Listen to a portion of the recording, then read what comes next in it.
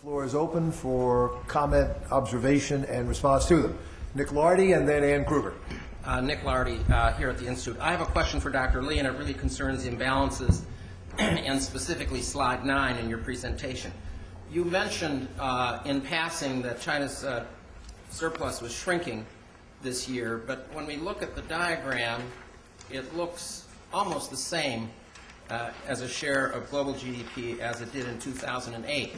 And I noticed now for 5 consecutive months, China's surplus has been 50 to 60%, trade surplus has been 50 to 60% below the level of the same month a year ago. And I'm wondering, in light of that, why you have such a small reduction in China's current account surplus reflected in your diagram in this update for 2009.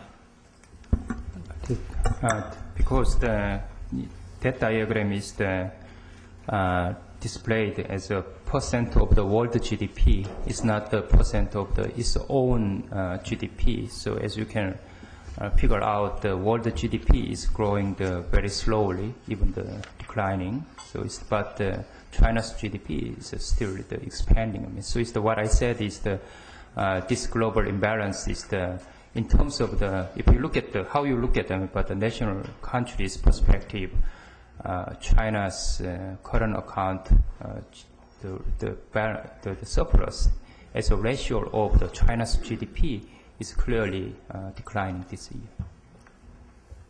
Ann?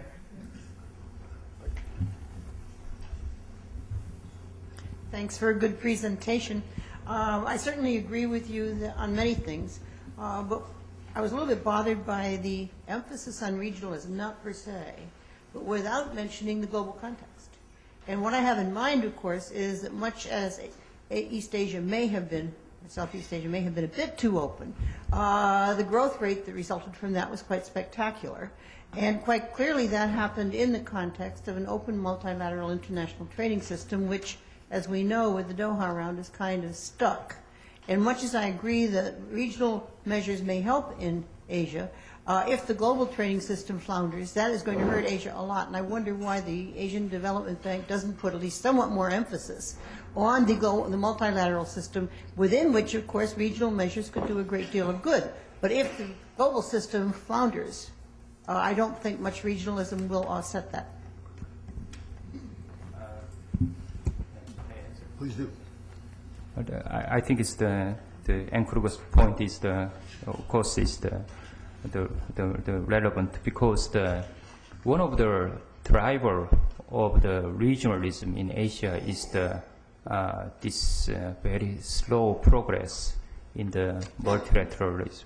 Actually, that's why, I mean, we thought we need to, some Asian countries' perspective, I mean, they need to promote also the regional integration and cooperations, and also currently, I mean, our view is actually the regional integration, especially in the trade side, which will actually give the impetus to expedite multilateralization, or even give the more impetus to the Doha round. I mean, so it's from the Asian Development Bank perspective, we always say that the Asian countries need to emphasize the importance of the multilateralism, but also the importance of the regionalism. Of course, the regionalism sometimes is not always producing the benefits, but it may have some potential cost. But the question is how to maximize the net benefits, and then also could help to support the open regionalism, eventually contributing to the multilateralization. So we support the success of the Doha round. We always say the Asian countries need to play the significant role, especially in the global free trade, because there is we cannot deny that the Asian countries got the most benefit from this multilateral open trade. Yeah. Please identify yourself and then raise your question. I'm Toshio Wata with the Asahi Shimbun Japanese newspaper. I have a question to Dr. Lee. You mentioned that the need for the rebalancing growth, but my question is about how you can implement it effectively. There has been the same kind of discussion between United States and Japan throughout 80s and 90s, and nothing has really changed. And when you take a look at the exchange rate, or RMB exchange rate right now, and it has not been significantly appreciated for more than a year. Which is because Chinese government is afraid of hurting its exporting industry further. So my question is just how you can do it effectively, or is there any effective way to implement it? Yes, I mean the rebalancing growth should be implemented for own country's interest. So we all understand that the implementation of a policy belongs to the country themselves. I mean, they have their own ownership of the policy implementation. Of course, I mean, this regional framework as well as the multilateral framework can give the peer group pressure. I mean, we all understand that. Also, we may work on some institutional framework or binding rule, really make the countries obey certain rule. I mean, this is another issue. Whether also, of course, I mean, we can use some neutral agency to provide the honest surveillance. This is another issue. So, well, of course, I mean, the role of the IMF becomes very important in the current situation, not as only the crisis manager, but in the more forward-looking as the implementer of the multilateral surveillance. So I think we can mobilize all the important mechanisms together, I mean, to help the member countries to implement the right policies, which will help their own country's interest, but also to contribute to the global interest. But as I said, I mean, this issue is what you pointed out is basically the exchange rate issues. I understand that exchange rate issue is the one important component of the national policies, especially in current situations. But it's not just the exchange rate policy, but also there are a lot of important aggregate demand and supply policies which should be implemented in the right sequence to help this correct global and national imbalances. Jong-Wha, I'd like to raise myself a related question. It's been reported recently that a number of Asian countries have been intervening in the currency markets to limit the depreciation of the dollar against their currency. Now, that's happened on a number of occasions in the past, too, and it turns out that maybe those countries other than China are not so worried about the decline of the dollar against their currencies. But since China, as that question indicated, has repegged to the dollar over the last year, they're really worried about the decline of the renminbi against their currencies.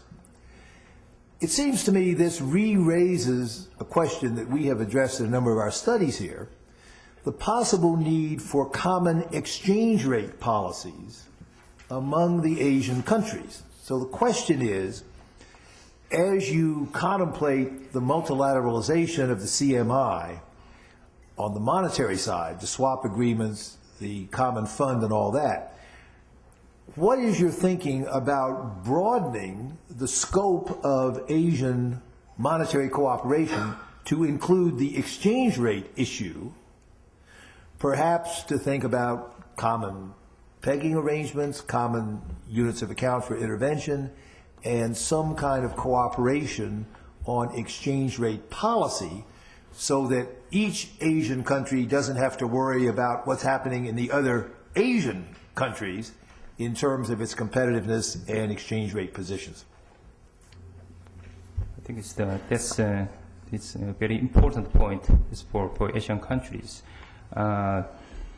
We all understand the destructive exchange rate movement, especially among these significant traders, would hurt the stable trade. And so Asian countries also compete each other, but also they are competing in the third market, especially industrial countries. So it's exchange rate stability issue is very important. And also, I cannot deny that there is some indication that Asian countries try to prevent their currencies from being too rapidly appreciated. Also, they're trying to maintain the the competitive exchange rate policies in the short-term or long-term basis. So exchange rate policy coordination is very important. This is always if I go to any Asian countries policy dialogue, that's always very important issue. But as you understand, exchange rate policy is not only the policy countries can think as independently. It's all linked to the implementation of the monetary policies, also the degree of the capital market openness. I mean, so it's each country's situation is a little bit different from the rest of the other Asian countries. So it's basically that's why sometimes the coordination of the exchange rate policy is not always very easy. I mean, you cannot really think Japan's exchange rate policy implementation should be the same as China's renminbi policy. I mean, it's the completely different financial market development, completely different degree of the capital account liberalizations. As Fred just mentioned that, yes, I mean, there are a lot of implications of the current regional financial cooperation to the future exchange rate mechanisms. Basically, the European experience. I mean, Asia, so whenever we have this discussion, we are not really saying that we should just mimic the European experience, but European experience says that if you have the adequate financing mechanism and then you have an adequate surveillance mechanism, then obviously go to the exchange rate coordination mechanisms. You can even you can go to the basket currencies, or eventually you may think of setting up some common currency. But it's currently this is the long time. It'll take a long time, and it's not an immediate agenda. But it's eventually this. Exchange policy and monetary policy coordination is the agenda, but it's not really currently in the significantly the reality. I mean, there's no incentive for all the countries trying to coordinate exchange rate policies. That's the reality. But especially in the current situation, I mean, for example, the Asian countries, not only ASEAN plus 3, but ASEAN plus 6, that include additionally Australia, New Zealand, and India, will meet the October 25th. That's the summit. And then always this is the agenda is the policy coordination in the short term. I mean, so it's I hope, I mean, this will go to the more productive and constructive directions. So we'll see, I mean, but as I said, this crisis actually provides some opportunity for Asian countries to expedite this cooperative effort. So, but having said that, I mean, still it'll take a long time to get to the degree of the European integration or cooperation. Just again to elaborate the point slightly, not to dwell on it too much, but there is pretty widespread agreement, I think, certainly including at the IMF, that the renminbi is substantially undervalued against the dollar, but so are a lot of other Asian currencies. And if the other Asian currencies see the renminbi staying at that undervalued level, then they too are unwilling to appreciate against the dollar, and that limits the prospect for the global imbalancing that you rightly talked about, and we all argue needs to be part of the global strategy to avoid replication of the crisis risk. So simply to say that everything you said is clearly correct, but that as you discuss the interaction between the regional developments and the global responsibilities of Asia and Asia's global role, there is that very close nexus. Some of us have even talked about the idea of an Asian Plaza agreement, where the Asians would together agree that they were going to let their currencies go up together against the dollar, the euro, et cetera, and thereby contribute to the global imbalancing. And it seems to me that's a quite logical agenda item for the 10+6 when they meet on October 25, and as you pursue the CMI strategy. Okay, thank you.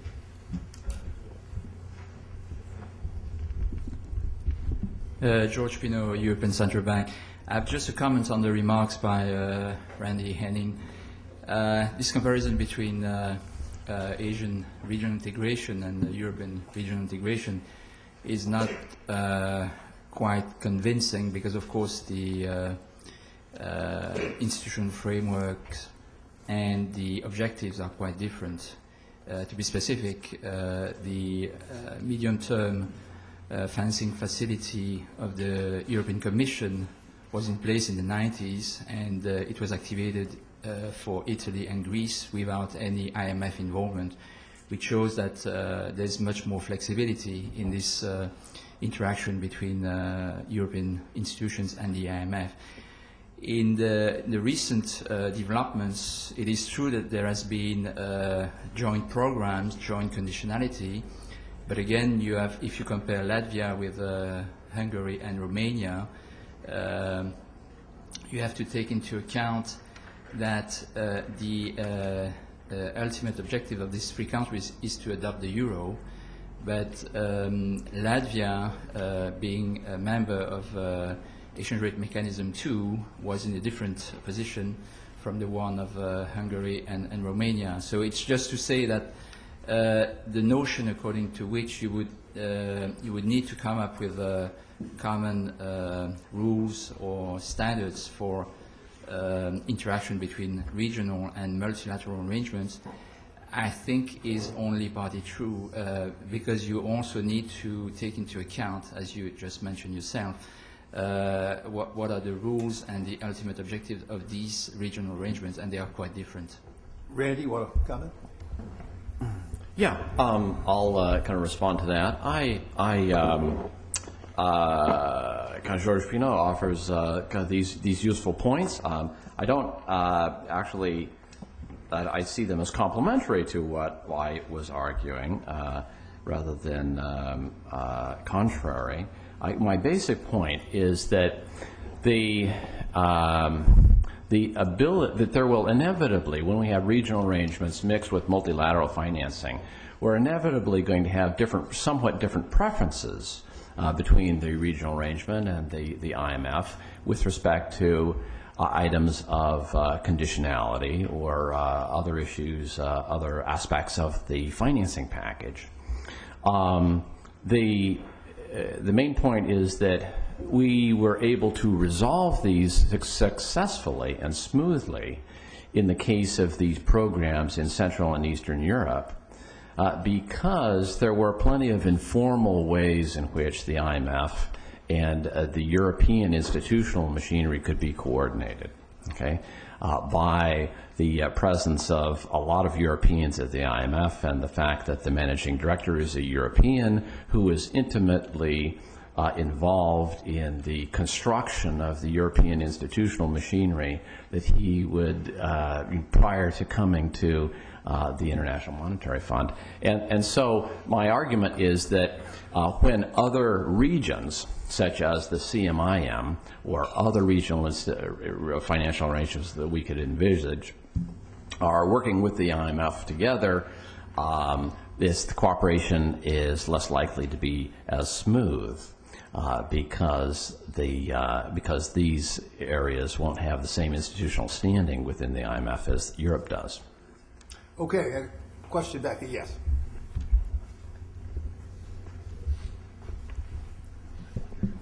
Liu Hong with Xinhua News Agency of China. I have a follow-on question about exchange rate. All of you have noticed the recent dispute over China's renminbi and the dollar. And the G7 countries recently complained again China's renminbi is undervalued and urged renminbi to appreciate. But many people in China also said that the current financial crisis is not China's fault, not the renminbi's fault. And if China's renminbi appreciated too much too soon, it definitely will hurt China's economy. And China might repeat the tragedy, Japan's tragedy of Plaza Accord. So my question is that how can China do to avoid the tragedy of Plaza Agreement? Thank you.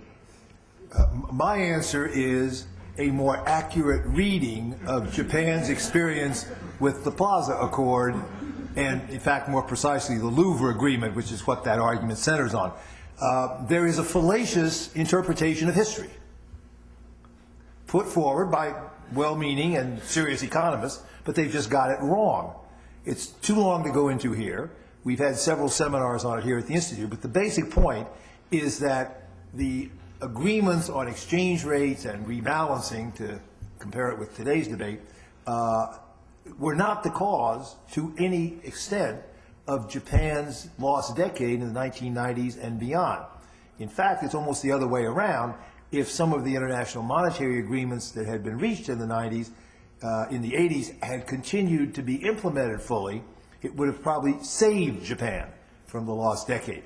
With that strong assertion of conclusions, I will leave you, but we have and can discuss it more at any time you would like. Got a question up here. Thank you. Ivan Luizorski from the World Bank. In your presentation, you talked about excessive openness. You referred both on issues on the capital account side and on the current account side. And I don't know whether this is a terminological differences on the current account side. So I wonder whether there is such a thing as excessively open in terms of trade of goods and services. Do you actually mean that, or do you mean that there are policies that have deliberately distorted, right, the incentives for developing the domestic economy, in much like Japan and Taiwan and Korea did earlier, and so therefore it is these policies that we need to be addressing now to extract more growth from domestic demand as we are faced perhaps with a slowly growing global economy?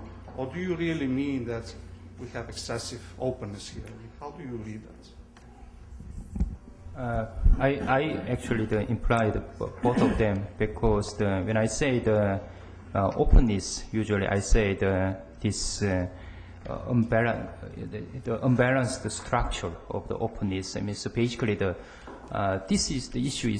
That's actually a very good point, but it's very hard to really measure the optimal level of trade and financial openness. I mean, it all depending on the other structural factors. If the country has a very strong domestic institutional capacity, and that the country, then financial openness, they can deal with all the turmoil from the financial market openness. And then also trade side, if the country is really small, obviously this natural level of the openness will be very high. You cannot really say Singapore should reduce its openness level. You cannot have the significant domestic market. So level is always very difficult. So what we emphasize in terms of the level of the openness, we try to say this structure of the openness is maybe too much toward to the extra regional market. In this case, significantly, what I'm saying is especially final goods. Final goods is the trade with final goods is completely tilted toward the advanced countries. This is whether it's good or not is basically the current global crisis experience is explaining that is maybe unbalanced. And then the other issue is the excessive the implementation of the so-called export-oriented strategy. Export-oriented strategies is I would distinguish from just trade openness. Trade openness is you can pursue export as well as import. This is maybe good for the countries, but export orientation is basically trying to maintain. When I say excessive pursuit of export orientation, it's trying to maintain your exchange rate the very competitive level, maybe below your equilibrium level, and then trying to accumulate the current account surplus. We understand that this is basically for the last 10 years, many Asian countries actually pursued that strategy. So that I think is that created at least partly to this global imbalance. Yeah, I would just strongly support what Jong-Wha said here, and underline the difference in meanings between the term trade openness. When a congressman says trade openness, he means, or she means, does a country have a lot of trade barriers? And that's kind of the lay definition. But when economists speak of trade openness, what we basically mean is the share of trade in an economy. And by that measure, China is one of the most open economies in the world. Trade GDP ratio is well over 60%, double the US, double Europe, 3 times Japan. And I think one of the healthy lessons, and I think Jong-Wha is pointing to that, one of the healthy lessons of the crisis was that maybe too much for China to be kind of that reliant on external markets for its economic growth, as we see from a crisis like this, world trade shrinks sharply, and that drags down that component of the Chinese economy. In short, it adds to the argument for China to rebalance in the direction of relying more heavily on domestic demand, and therefore has a kind of constructive implication, I think, for policy going forward. It certainly does not say they should raise new trade barriers, but it says they should rely more on domestic demand. And that, in that sense, it reinforces the strategic objective that the ADB and Jong-Wha has talked about today. Yes, Jennifer. I don't know if I can stand up here. So Jennifer Harris, Department of State. The IMF's special drawing right found the idea of it as a possible solution to China's dollar dilemma and to some extent global imbalances ahead of, I think, the April G20 summit in London seemed to find some pretty wide purchase. This, I think, less talked about in Pittsburgh, but I would be curious for the table to hear, taken in the strongest possible terms, with China's chips all behind an SDR idea, perhaps joined by Russia, Brazil. What could an SDR solution in the fullest sense look like? And second, do we think, if global governance questions are now fully on the table, that the IMF's Article 4 is still the right house to monitor imbalance questions? I think it's the Asian countries, especially the China, support this wider use of the SDR. But it's not. I don't think there is a strong consensus yet, because especially whether this will be the most effective solution. Of course, this issue is perhaps the discussion is more on how to make this global reserve system is more efficient. Then we understand that this is currently the discussion is the SDR discussion is especially from the China's perspective is trying to have alternative currency mechanism can help them to diversify their reserve holdings beyond the other international currency, especially in this case US dollar. But that's the one aspect of I think is the building of the more efficient global reserve systems. What I'm saying is there are many other aspects. It's not just diversifying the global reserve system. It's currently all the discussion is whether dollar-denominated reserve system is actually to solve this rapidly changing the international balance of the power. I mean, this is the fundamental issue. So it's whether SDR will solve these issues, whether Europe can play the more important role, or even some Asian countries' currencies can play the more significant role in the future. I mean, this is all the more fundamental issues. But I think it's too fair to say. I mean, at this point, the wider use of the SDR, also especially currently, the official use is supported by I think it's many countries in Asia, and whether this will serve as a most effective the way to solve the problem is still. I mean, there are a lot of debate because it's very limited use for the private sector the transactions, and also strengthening the role of the IMF. I mean, this is a lot of discussions. I know that there are a lot of experts here, so I can just restrain myself from giving a lot of comment on that. I mean, but currently, basically the view from the Asian countries is we need to support this more the strengthening of the IMF's role in the multilateral surveillance that include of course, I mean, this current account as well as the exchange rate. I mean, that's the mandate for IMF. But having said that, I mean, there are also the question has been raised on whether IMF governance structure is reflecting appropriately increasing the the influence of the Asian countries in the global economy. I mean, not just on the GDP or trade share, but the current the structure of the IMF is I think is raised by also Randy. I mean, whether this fundamental barrier to the based on the nationality. I mean, to select some high level post as well as the current composition of the chairs has been always raised the Asian people. I think the answer to that last point that Jong-Wha raises is that the next managing director of the International Monetary Fund should be an Asian. And we have several very good candidates in mind, from China, from India, from Korea. There are lots of good people out there, and one of them ought to be made next MD, and that would symbolize more even than changes in chairs and shares, a globalization of the institution. One complimentary point on your question about the SDRs. Jong-Wha mentioned in his presentation that the Asian countries have been following a multiple strategy of positioning their defenses against a repeat of the Asian crisis of a decade ago or the current crisis. And that includes building up foreign exchange reserves. Creation of SDRs is, at least to a modest extent, of course, an alternative to their running current account surpluses.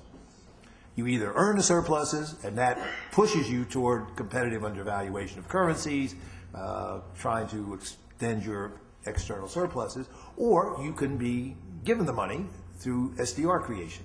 And to the extent it's the latter, it takes some of the pressure off what we here have called the new mercantilism, the effort to run surpluses, to pile up reserves in the traditional way, and therefore takes some of the pressure off the global system. I think that was one of the key motivations for the G20 and subsequently IMF from April to do the $250+ billion creation. My own view is that as the G20 now moves into systemic management mode from simply crisis response mode, it should inaugurate big annual creations of SDRs going forward. Say $1 trillion over the next 5 years. That's a basic period in IMF jargon.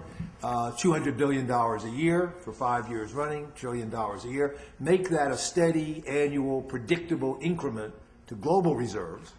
Take a little of the pressure off countries trying to run balance of payment surpluses, and, maybe not so incidentally, would, at the margin and modestly, reduce the dollar's role in the global monetary system in favor of a multilateral asset. So I think lots of reasons to endorse that approach, and we here, as we strongly promoted the original creation of SDRs at the G20, would like to see that happen.